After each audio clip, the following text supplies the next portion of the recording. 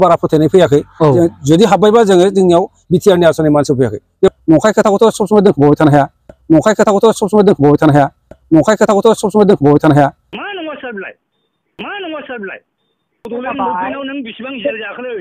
जोंनि गोदोनि दैदेनगिरिफोरनि जितु लुबैनाय हास्थायनाय सिमां बे मोगथाङाव महर मोनगोन सारा आसामाव मुभमेन्टआ जादोंमोनब्लाबो जोङो सुप्रिम सेक्रिफाइस खालामदों होनब्लाबो गहपुराव जों भुल जाया मानोना 1989 जि हारसा बर' दांगाबाजि जादोंमोन बे दांगाबाजियाव माने गहपुरावनो मेक्सिमाम 534 शहीद जाना थांदों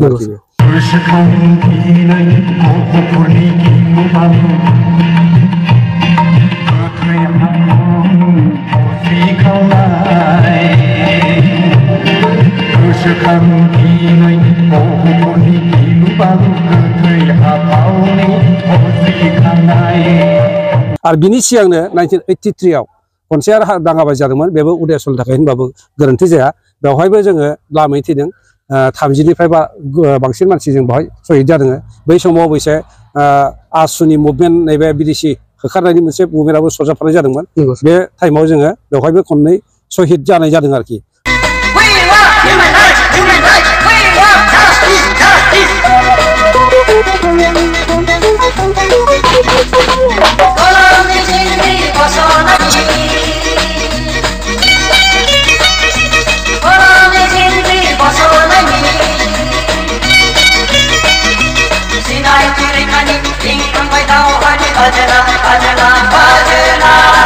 '83 आरो 89 दा जारिमिन होनना बुङोब्ला मोनसे खोथाखौ आं हाथावथारनांगोन बेवहाय जों रायजो जाजेननायनिफ्राय माबायदि हाल सालै जों थांनानै दंमोन बै समाव गासिबो खोथाखौ बुंनो हायाब्लाबो जोङो दुखु सैनांदोंमोन लामै दुखु सैनांदोंमोन बे हाखौबो जोङो गभर्नमेन्टजों नांलाय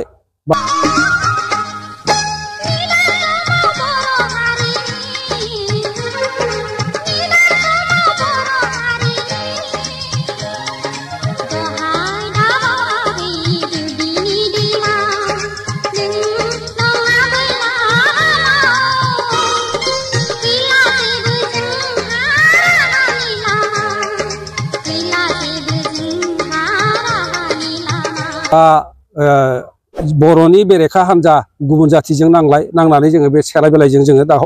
दाबायजों बेवहाय जों रायजो जाबोनाय जादों जारिमिनखौ माने बुफ्रुजोबनो लुबैदोंब्लाबो सर्ट पेरियडआव आङो बुंनो लुबैला दा आं बेखौनो बुंबाय दा जायखिया बे गहपुरनि रायजोफ्रा उदयसल मुभमेन्टनि थाखायबो थैसोमदोंमोन आरो बिसेसके दुलाराय बर' फरायसा आफादनि जि सेपारेट स्टेट माने डिभाइड आसाम 50-50 नि जि संग्राम बे संग्रामाव जोङो माने फुराफुरि जों बारसोमनानै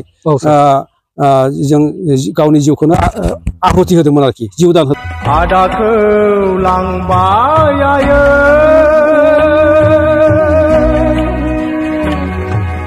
पुलिसफ्रा गावथारनानै दावहा फोथाराव थैनि बाना बियो दिनै मुंख्लं जाबाय दावहा फोथाराव थैनि बाना बियो दिनै मुंख्लं जाबाय जों जिउ बलिदान होदोंमोन आरोखि ओमफ्राय दुर्भाग्य खोथाया नैबेनो बे माबानि टाइमाव बड'फा उपेन्द्र ब्रह्म थानाय टाइमाव जेब्ला बिथाङा टाटा मेमरियेल हस्पिटालाव केन्सार बेमार गोग्लैना दंमोन बे टाइमाव भारतनि प्रधान मन्त्रि राजीव गान्धीआ मोनसे अफार हरदोंमोन आर के धवन बे सहैदोंमोन आरो बेबायदि मोनसे मोजां अफार हरदोंमोन जे दानि जिथु बिटिआरनि पेटार्नखौ बै टाइमावनो सिमुलगुरिसिम जोंनो अफार खालामदोंमोन आरोखि बै समावनो होदोंमोन आरोखि दानि जिथु बिटिआरनि पेटार्न बे पेटार्नआ बै आर के धवना राजीव गान्धीनिफ्राय मोनसे प्रप'जाल सहैदोंमोन प्रप'जाल माने मौखिक प्रप'जाल सहैदोंमोन आरो बे टाइमावनो बिथाङा मोनसे अफार होदोंमन जे नैबे सिमुलगुरिसिम नैबे माने सेपारेट स्टेट फुल प्लेजेड सेपारेट स्टेट नङाब्लाबो 6 डेलनि आन्दारावनो मोजां पेटार्ननि माने मोनसे अट'नमि ग्रेटार अट'नमि मोनसे होनाय जासिगोन होननानै बे बाखौ बुंनाय जादोंमोन आरो बिनि थाखाय आगुनि दैदेनगिरिफ्रा नारा नाथा नाजाबोदोंमोन आरो जोबनायाव बड'फानि नाजानाय बड'फानि दैदेननाय बड'फानि जोंखौ फोरोंनाय आरो बड'फानि जि सोमावसारनाय बे सोमावसारनायनि गेजेरजों दिनै बर'फ्रा बेफोर गासैबो बिथिङावनो आवगायलांनायनि दिनै खाबुखौ मोनदों जों दिनै बुंनो हायो जोंहा सानैसोल' मोनसे समाव एमएलए दंमोन बिसोरबो बिधान सभायाव खोथा बुंनायनि खुनु खाबुखौनो मोनाखैमोन थेवब्लाबो बिसोरनि गेजेरजों जों मिरौ जिरौ सोलिबोदोंमोन नाथाय दिनै बड'लेण्ड टेरिटरियेल काउन्सिल जानायनि उनाव 10थि सिडिउलनि जिथु गोहोनि गेजेरजों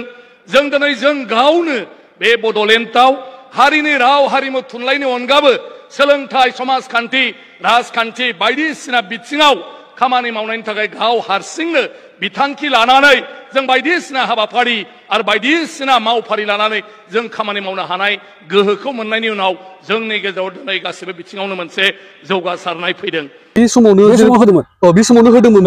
मानि जाहोनावहाय दुर्भाग्य खोथाया जाहैबाय माने हिस्ट्रिखौ एसे आङो एसे बेकिंआव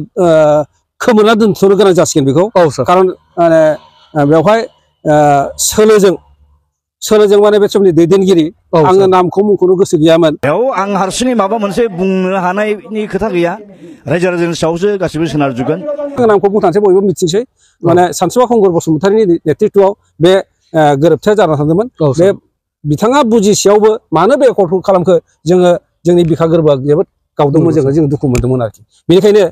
जोङो बे सुक्तिखौ जों गरिहना होयो जों नेवसियो जोङो बेखौ बे सुक्तिखौ आरोखि। बिनि उनाव जोगदावना फैग्रा मानसि जों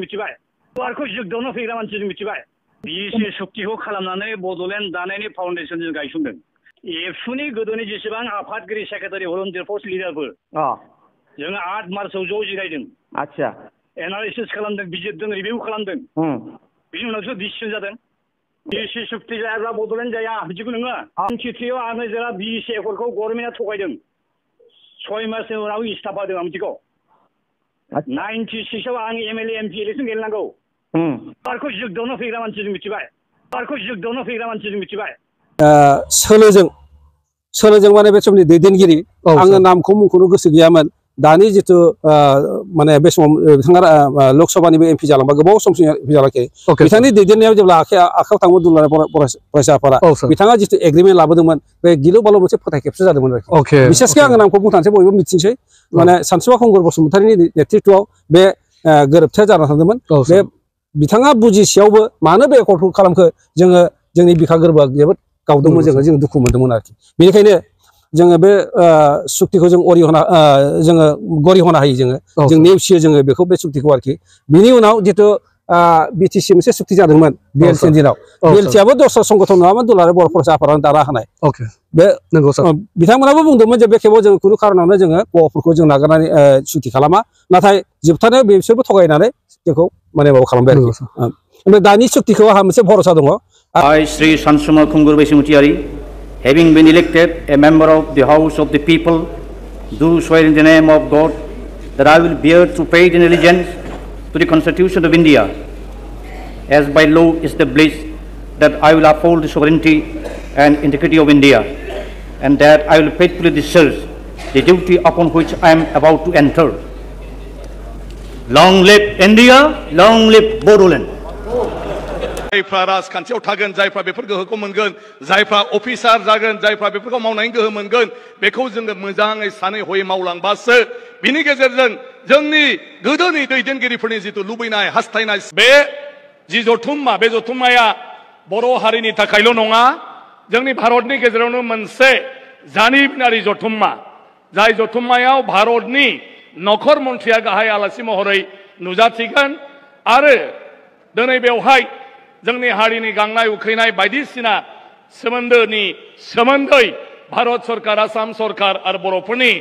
गेजेराव बे ओनसोलखौ आवगायलांनाय बे हारि माहारिखौ आवगायलांनायनि बेलायाव जायफोर बाथ्रा आगोलाव सावरायलायदोंमोन बेफोर बाथ्राफोरखौ दिनैहाय बेवहाय बिथांमोनहा बिबुंथि लाखिलांगोन आरो आं सानो दिनै बे मोगा-मोगि लोगो मोनलायनाय आरो जोंनि नखर मन्थ्रिनि नुजाथिनायनि गेजेरजों जोंनि हास्थायनाय जोंनि साननाय लुबैनाया थारैनो जोङो जेरैबायदि लुबैदों बियो मोगथां महर मोननायाव गोबां जोंखौ मुलाम्फा खालामगोन बेखौ आं मिजिंथिदों। जों बयबो मोनथिगौ बर'फोरनि थामोनथा रैखाथिनि थाखाय जुदिअ बर'नि गुबुन गुबुन आफादफ्रा गुबुन गुबुन समाव हाबा मावबोनानै बे हारिखौ राव थुनलाइ हारिमु बायदि बिथिङाव गायसनबोदोंब्लाबो बेनि गेजेराव दुलाराय बर' फरायसा आफादा बड'फा उपेन्द्रनाथ ब्रह्मनि दैदेननायाव 1987 मायथाइनिफ्राय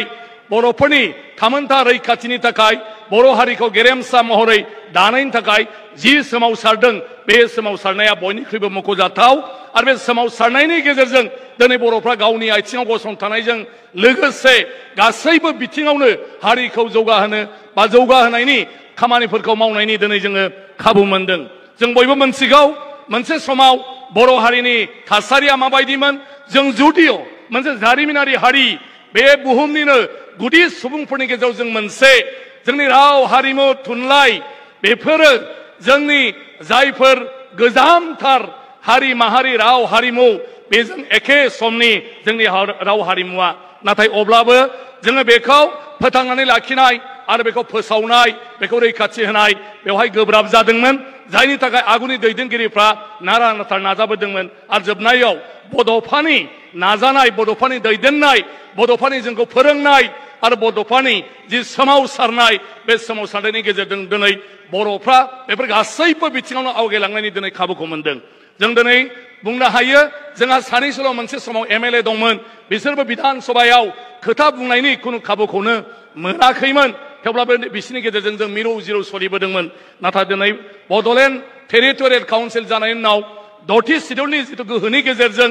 जों दिनै जों गावनो बे बड'लेण्डआव हारिनि राव हारिमु थुनलाइनि अनगाबो सोलोंथाइ समाजखान्थि राजखान्थि बायदिसिना बिथिङाव खामानि मावनायनि थाखाय गाव हारसिंनो बिथांखि लानानै जों बायदिसिना हाबाफारि आरो बायदिसिना मावफारि लानानै जों खामानि मावनो हानाय गोहोखौ मोननायनि उनाव जोंनि गेजेराव दिनै गासिबो बिथिङावनो मोनसे जौगासारनाय फैदों। दिनै बड'लेण्डनि बायह्रायावबो बर' कसारि वेलफेयार अट'नमास काउन्सिला गायसनजानायनि उनाव बेवहाय थानाय बर'फोरनि इयुना दिनैहाय गाव गावनि थामोनथा रैखाथिनि थाखाय जोंनि हारिमु राव धोरोम खान्थि आसार खान्थि सोलोंथाइ समाजखान्थि बायदिसिना बिथिङाव जोङो मोजाङैनो आवगायलांनाय बिनि थाखाय खामानि मावलांनाय बे खाबुआ दिनै जोंनि गेजेराव सौफैबाय। बिनि बादैबो बुहुमनि बर'फ्रा दिनै खौसे जानायनि उनाव बुहुमनि गुबुन गुबुन जायगायावबो बर'फ्रा दिनै लासै लासै मान मर्यादा दिनै मोनगासिनो दं। नेपालावनो जा बांलादेशआवनो जा एबा जोंनि गुबुन गुबुन भारतनि रायजोफ्रावनो जा दिनै बयनिफ्रायबो जोङो मोनसे स्वीकृति मोनदों दिनै मोनसे अननाय मोनदों जों दिनै मोनसे मर्यादा मोनदों जों दिनै मोनसे गनायथि मोनदों बे जोबोद गिदिर बाथ्रा। आरो आं सानो फैबाय थानाय समाव साफ्रोम बर'आनो जों जायनि थाखाय जुजिदों हारिनि जि गोनांथिफोरनि बाथ्राखौ जों सानदोंमोन बेखौ मावनायाव मावफुंनायाव जों जुदि साफ्रोमबो गोसो होयो हारिनि गेजेराव दुलाराय बर' फरायसा आफाद बर' थुनलाइ आफादा जायफोर थांखि लायो बे थांखिखौ जुदि जों गनायनानै मावो अब्ला आं सानो जोंनि गेजेराव जों मोनफ्रोमबो बिथिङाव जाफुंसार जानो हायैनि खुनु बाथ्रा गैया। सिबिनां रायजो राजा नोंथांमोन दिनै जों बयबो मोनथिगौ जे बर'फ्रा बे बड'लेण्डनि सिङाव जों गासै 40था जि डिपार्टमेन्ट बे डिपार्टमेन्टआव गावनि मथे जों पलिसि लानानै खामानि मावहोनो हायो जेराव सोलोंथाइ आबाद लामा सामा देहा फाहामसालि बेफोरनि सम्पूर्ण गोहोखौ दिनै बड'लेण्डनो होनाय जादों। नाथाय बेखौ मोजाङै मावलांनांगौआ साफ्रोमबो बर' मानसिनि बिबान जायफ्रा राजखान्थियाव थागोन जायफ्रा बेफोर गोहोखौ मोनगोन जायफ्रा अफिसार जागोन जायफ्रा बेफोरखौ मावनायनि गोहो मोनगोन बेखौ जोङो मोजाङै सानै हयै मावलांबासो बिनि गेजेरजों जोंनि गोदोनि दैदेनगिरिफोरनि जिथु लुबैनाय हास्थायनाय सिमां बे मोगथाङाव महर मोनगोन। दिनै भारतनि बायदिसिना स्किम प्रग्राम जोंनि आसामनि बायदिसिना स्किम प्रग्राम बे प्रग्रामफोरखौ बड'लेण्डनि गेजेराव जोंहा रांखान्थियारि थोंजों बेखौ गोहो गैयाब्लाबो नाथाय बे स्किमफोरखौ जों मावनायनि बे स्किमफोरखौ डिजाइन खालामनायनि बे स्किमफोरखौ जों नांगौ रोखोमनि महर होनायनि बे गोहोफोरखौ दिनै मोनजोब्बाय। नाथाय जों बेखौ मावफुंनायनि बेलायाव साफ्रोमबो मानसियानो सांग्रां जानानै मावलांब्लानो जोंनि जिथु साननाय लुबैनाय हास्थायनाय बे एसेब्लाबो मोगथां महर मोनगोन। गतिके दा गासिबो जोंनि गावनि बिबान मोनसे हारिया दावगालांनांगौब्ला खालि दुलाराय बर' फरायसा आफाद बर' थुनलाइ आफाद आरो गुबुन गुबुन माहारियारि आफादनि सायावल' जों लामा नायबाय थाबा जाया। साफ्रोम बर'आनो गाव हारसिं गावनि मोनसे नाजानाय थानांगौ। जोंनि समाजाव लेखा गोरोंनि थाखाय जों बयबो सावरायबाय थायो मारै जोंनि समाजा जेब्लायबो फरायनायनि गेजेरजों साफा साफा मोजां अफिसार जानो हायो गावखौ गायसननो हायो। नाथाय बेफोरनि बेलायाव जोंनि गथ' गथाया जुदि लेखा गोरों जानांगौब्ला अब्ला जोंनि साफ्रोम गथ' गोनां बिमा बिफाहा निजस्व मोनसे सेस्था थानांगोन नाजानाय थानांगोन। कुनु स्कुल कलेज कुनु इउनिभार्सिटि कुनु सरकारनि पलिसिया जोंनि फिसा फिसौखौ लेखा गोरों खालामनो हाया। अदेबानि साफ्रोम बिमा बिफाया जुदि गावनि फिसाखौ गिदिर मानसि खालामथारनो डाक्टार खालामथारनो इन्जिनियार खालामथारनो होननानै बेबस्था लायोब्ला ओरैबायदि मोनसेबो न'खर थाया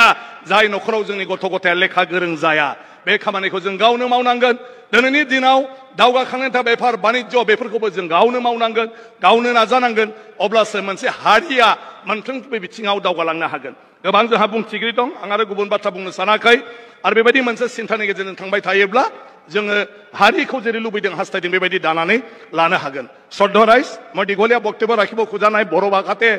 কলো নিখিল বড়ো ছাত্ৰ সন্থাৰ কিছুমান কথা বড়ো জাতিৰ কিছুমান কথা যে আজি অন্তত আগৰ দিনৰ নিচিনা নহয় আজি বিটিসি অঞ্চল গোটেই অসমৰ প্ৰত্যেকজন নাগৰিকৰ কাৰণে আজি চৰকাৰে শিক্ষা দীক্ষাৰ পৰা আৰম্ভ কৰি আমাৰ দৈনন্দিন জীৱনত চলি যাবৰ কাৰণে বিভিন্ন আঁচনি বিভিন্ন প্ৰগ্ৰাম বিভিন্ন কাৰ্যসূচী লৈছে এইবিলাকত যদি আমি ভালদৰে আগভাগ লৈ নিজে যদি লাগি যাওঁ তেতিয়াহে আমি সব দিশত আগবাঢ়ি যাব পাৰো বিটিসিৰ মানুহবিলাকৰ কাৰণে বিটিসিৰ দ্বাৰা বিটিসিৰ 40টা বিভাগ দি এই 40টা বিভাগত পৰিকল্পনাকে আৰম্ভ কৰি তার বিভিন্ন আঁচনি তৈয়াৰ কৰা ইটো ৰূপায়ণ কৰা তার কাৰণে পুঁজি আবণ্টন কৰা ক্ষমতা কৰ্তৃত্ব বিটিসিৰ মানুহক প্ৰদান কৰিছে কিন্তু সেইবোৰ চৰকাৰে সাংবিধানিকভাৱে প্ৰদান কৰিলে মাত্ৰ নহব এইটো ভালদৰে ধুনীয়াকৈ আমি কেনেকৈ কৰিব পাৰো তাৰ কাৰণে চিন্তা চৰ্চা আমি কাম কৰি যাব লাগিব তেতিয়াহে আমাৰ আন্দোলন আমাৰ যেটো আশা আকাংক্ষা এয়া বাস্তৱত পূৰণ হ'ব আশা কৰিছো আহি থকা দিনটোত আমাৰ বৰ্তমান আমাৰ নতুন নেতাই এইখিনি কাম ধুনীয়াকৈ কৰি যাব পাৰিব মই আশা কৰিছো আজি অমিত শাহ ডাঙৰীয়া আমাৰ মাজত আহি এই অঞ্চলৰ বিভিন্ন জীৱৰ কথা তেখেতৰ আগত ৰাখি আহিছে আজি ইয়াত নিশ্চয়কৈ আমাক আশ্বাস প্ৰদান কৰিব আৰু তেখেতে আজি বাস্তৱিকভাৱে আমাক সবকে ইয়াত দেখা পোৱাৰ পিছত নিশ্চয় এই অঞ্চলৰ সমস্যাবিলাক সমাধান কৰাৰ ক্ষেত্ৰত প্ৰাধান্য দিব গতিকে আমাৰ সবৰে ভাল হওক তাকে মই কামনা কৰিছো জবনেওতে বইবে স্লোগান জয় বড়ো হারিনে জয় বড়ো হারিনে জয় বড়ো হারিনে ভরসা ভরসা ভরসা জয় ভারত বিমানী জয় ভারত বিমানী জয় ভারত বিমানী गोजोन्थों